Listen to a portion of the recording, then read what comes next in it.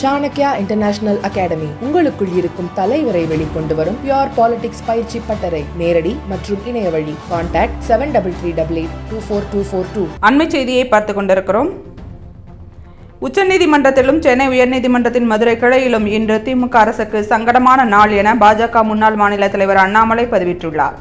அவரது பதிவில் திமுக எம்எல்ஏவுக்கு சொந்தமான மருத்துவமனைகளில் சிறுநீரக திருட்டு குறித்து விசாரிக்க எஸ்ஐடி அமைப்பது குறித்து சென்னை உயர்நீதிமன்றம் பிறப்பித்த உத்தரவில் தலையிட உச்சநீதிமன்றம் மறுத்துவிட்டது. பகுஜன் சமாஜ் கட்சி தலைவர் ஆம்ஸ்ட்ராங் கொலை தொடர்பான வழக்கை சிபிஐக்கு மாற்றும் சென்னை உயர்நீதிமன்றத்தின் உத்தரவை நிறுத்தி வைக்க உச்சநீதிமன்றம் மறுத்துவிட்டது.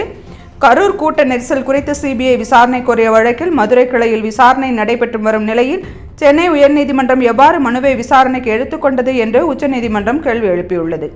திருப்பரங்குன்றம் வழக்கில் சிக்கந்தர் தர்காவில் விலங்குகளை பலியிடுவதை தடை செய்து மலையை திருப்பரங்குன்றம் மலை என்று அழைக்க வேண்டும் என்ற உத்தரவு பிறப்பித்துள்ளது.